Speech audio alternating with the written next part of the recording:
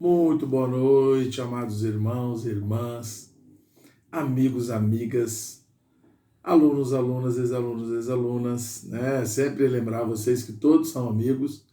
Esses amigos e amigas que eu falo são aqueles que eu conheço assim da adolescência ou da infância, os meus parentes, meus familiares, né? Estamos aqui, né? Demos uma pausazinha aí, o nosso equipamento deu um probleminha, mas estamos aqui para continuar a nossa caminhada e não vamos parar, né? Estamos aí com o objetivo realmente de levar a palavra de Deus adiante, essa mensagem de amor, essa mensagem de paz, uma mensagem de esperança, de fé, de segurança, né? De que a nossa vida não se resume a essa questão material, mas ela é muito mais do que isso. Nós somos seres espirituais numa experiência material. Nós não somos... É uma mistura, né? Seres materiais que podem também acessar a experiência espiritual. Realmente acredito nisso, né? O que faz da gente especiais é exatamente essa centelha divina que há em nós, o sopro de vida que vem de Deus que há em nós. E vamos levar adiante aí o Evangelho, essa boa notícia, né? 40 lições essenciais para a vida cristã, parte 2. Já estamos na lição 21, né? Demos um tempinho, mas agora continuamos até a lição 40 e depois a gente vai falar de mais algumas outras coisas aí. Vamos caminhando juntos aí, tá bom? Encorajar quem ainda não é inscrito a se inscrever no canal, quem já é inscrito. Eu quero agradecer muito, porque eu tenho certeza que vocês estão levando adiante essa mensagem. Continuar encorajando os familiares, os amigos a também se inscreverem aqui e participar com a gente dessa jornada, tá bom? De novo, não é o interesse em fazer um curso sistemático de teologia, mas explicar algumas coisas fundamentais, essenciais para quem crê em Deus, né? Quem crê nessa mensagem de Cristo, quem é cristão, né? A mensagem de Jesus Cristo, né? Que é uma mensagem para mim espetacular e maravilhosa, universal, imprescindível, importantíssima para nós enquanto seres que têm essa possibilidade de acessar o que é espiritual. Isso é que nos torna especiais. E é exatamente esse vazio que Deus preenche, tá certo? Então, vamos lá, lição 21, o título é A Igreja e o Reino. O reino de Deus é a esfera em que ele exerce sua autoridade. E todos os crentes do Novo Testamento estão nele. Como crentes, somos cidadãos do reino, hoje com direitos e deveres. Duas coisas que sempre andam juntas. Desfrutamos os direitos do reino e também devemos assumir suas responsabilidades. A igreja hoje é o reino de Deus em realidade, mas nós só estamos nessa realidade quando vivemos e andamos no Espírito. Sempre que agimos segundo o velho homem, ou vivemos na carne ou no ego, que é a vida da alma, estamos fora do reino de Deus na prática. Isso quer dizer que quando estamos na carne, estamos na velha esfera da natureza humana caída, que foi completamente usurpada por Satanás para formar seu reino das trevas. Portanto, um cristão autêntico pode viver fora do reino, na esfera prática, se vive na carne e não no espírito. Mesmo salvo, ele está na esfera do reino de Satanás. Somente quando vivemos, andamos, agimos e existimos em nosso espírito humano regenerado, e não no homem natural, é que estamos no reino de Deus.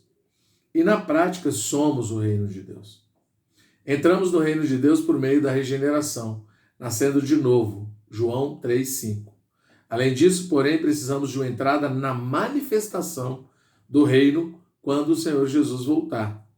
E para isso, precisamos desenvolver a nossa salvação e crescer na vida divina, na esfera da vida da igreja. Por um lado, já entramos no reino em sua realidade. Por outro, ainda precisamos de uma ampla entrada no reino em sua manifestação. 2 Pedro 1, versículos 3 a 11. A gente vai ler isso daqui a pouco. Como podemos ter ampla entrada no reino? Desenvolvendo o que já recebemos quando nascemos de novo. Já recebemos uma fé igualmente preciosa, que é uma semente todo inclusiva que contém todas as riquezas divinas. Agora devemos ser diligentes em desenvolver essa fé em virtude. A virtude em conhecimento, o conhecimento em domínio próprio, o domínio próprio em perseverança, a perseverança em piedade, e a piedade em amor fraternal, e o amor fraternal em amor ágape. 2 Pedro 1, de 5 a 7, a gente também pode ler aqui. Por meio desse crescimento e desenvolvimento, por fim, alcançaremos a maturidade e teremos essa ampla entrada no reino eterno de nosso Senhor e Salvador Jesus Cristo. Se os que desenvolvem sua salvação e crescem na vida divina vão entrar no reino, isso quer dizer que alguns não vão, porque não vivem a vida adequada da igreja e não têm o crescimento correto na vida divina. Por isso, quando o reino se manifestar, eles não terão participação nisso. Ó Senhor Jesus, é isso aí, né? A Bíblia diz que muitos serão chamados, poucos os escolhidos. E quem vai escolher é o Senhor Jesus. Afinal, nós dizemos que somos cristãos porque nós cremos em Cristo. E a gente crê realmente que Ele nos salvou e Ele vai voltar para fechar essa era aí, né? Para começar o milênio ou a era do reino, em que esse mundo terá paz, certo? E aí nós que cremos, aqueles que são a igreja, a eclesia, Assembleia dos Chamados para Fora, seremos julgados por Cristo como igreja. E se a gente não tiver nessa condição aqui, a gente pode ficar fora da manifestação do reino, tá certo? O reino de Deus inclui todos os santos, de eternidade a eternidade, e consuma-se na Nova Jerusalém. A gente vai ler daqui a pouco Atos 2, de 38 a 42, tá bom? A aparência, a realidade, a manifestação do reino dos céus. Efésios 4, 1 até Efésios 6, 9. É bastante coisa. A gente vai ler Atos 2, aí fica mais fácil. O reino dos céus é a vida da igreja, né? Nós já falamos disso. Então a gente vai ler aqueles capítulos lá e versículos de Pedro e Atos 2, 38 a 42. O reino no Novo Testamento, aí a gente pode ler Mateus 16, de 21 a 25. Aí dá para saber um pouco. E a diferença entre o reino de Deus e o reino dos céus. Tá certo?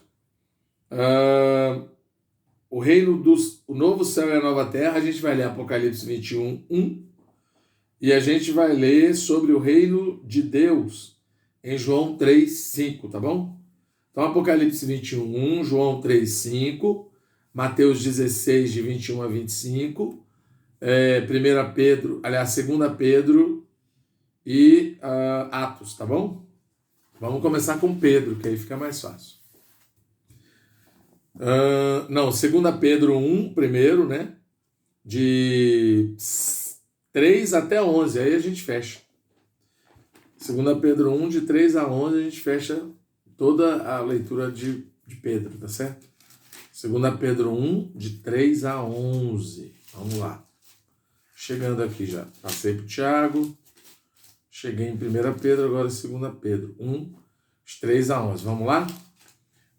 Visto como pelo seu divino poder nos têm sido doadas todas as coisas que conduzem à fé e à piedade, pelo conhecimento completo daquele que nos chamou para a sua própria glória e virtude, pelas quais nos têm sido doadas as suas preciosas e muito grandes promessas, para que por elas vos torneis coparticipantes da natureza divina, livrando-vos da corrupção das paixões que há no mundo.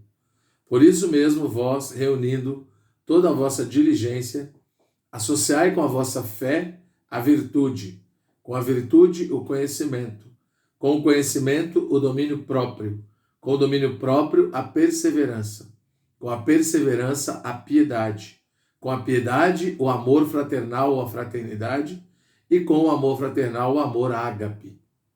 Porque estas coisas existindo em vós, e em vós aumentando, fazem com que não sejais nem inativos, nem infrutuosos no pleno conhecimento de nosso Senhor Jesus Cristo.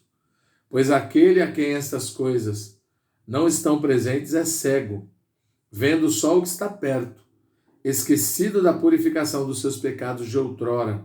Por isso, irmãos, procurai com diligência, cada vez maior, confirmar a vossa vocação e eleição, porquanto procedendo assim, não tropeçareis em tempo algum, pois desta maneira é que vos será amplamente suprida a entrada no reino eterno de nosso Senhor e Salvador Jesus Cristo. Rico, né? Vamos ler João 3:5, Mateus 16. Vamos ler Mateus 16, de 21 a 25 primeiro. João 3:5, depois a gente lê Atos 2, né? E aí Apocalipse para fechar. Vamos ler Mateus 16, de 21 a 25. Desde esse tempo começou Jesus a mostrar a seus discípulos que lhe era necessário seguir para Jerusalém, sofrer muitas coisas dos anciãos, dos principais sacerdotes e dos escribas, ser morto e ressuscitado no terceiro dia. E Pedro, chamando-o à parte, começou a reprová-lo, dizendo: tem compaixão de ti, Senhor, isso de modo algum te acontecerá. Mas Jesus, voltando-se, disse a Pedro: arreda, Satanás, tu és para mim pedra de tropeço, porque não cogitas das coisas de Deus, e sim das dos homens. Então disse Jesus a seus discípulos: se alguém quer vir após mim, a si mesmo se negue, tome a sua cruz e siga-me. Porquanto quem quiser salvar a sua vida, perdê-la-á. E quem perder a vida por minha causa, achá-la-á. Essa vida aqui é a vida da carne, do ego, né? Tá certo? Agora João 3:5. E aqui a gente percebe nitidamente, o mesmo Pedro que revelou a igreja, depois foi usado, Satanás usou a carne dele para falar para Jesus ter compaixão dele mesmo, né? João 3:5. Respondeu Jesus: em verdade te digo, quem não nascer da água e do Espírito não pode entrar no reino de Deus. Então uma coisa é ver o reino, outra coisa é entrar no reino, tá certo? Para entrar no reino exige esforço. A Bíblia diz que aqueles que são violentos com a gente mesmo, com o meu ego, com as minhas vontades em favor de Deus, aquele que é violento é que se apodera do reino. Vamos ler do 38 ao 42 aqui de Atos 2. Respondeu-lhes Pedro: arrependei-vos e cada um de vós seja batizado em nome de Jesus Cristo, para a remissão dos vossos pecados, e recebereis o dom do Espírito Santo. Pois para vós outros é a promessa, para vossos filhos e para todos os que ainda estão longe, isto é, para quantos o Senhor nosso Deus chamar. Com muitas outras palavras deu testemunho e exortava-os dizendo: salvai-vos desta geração perversa. Então os que lhe aceitaram a palavra foram batizados, havendo um acréscimo naquele dia de quase 3.000 pessoas. E esses que creram perseveravam na doutrina dos apóstolos e na comunhão e no partir do pão e nas orações. Aqui está a igreja, né? A igreja primitiva, tá certo?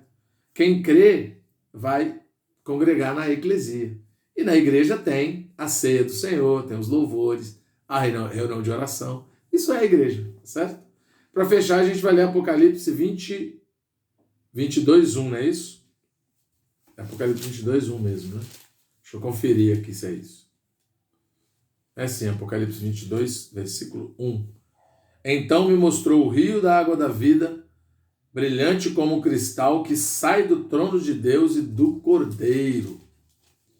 E aí vamos ler Apocalipse também 21:1. Vi novo céu e nova terra, pois o primeiro céu e a primeira terra passaram e o mar já não existe. Aí é o reino de Deus, né? Vindo para a terra. Deus abençoe a todos.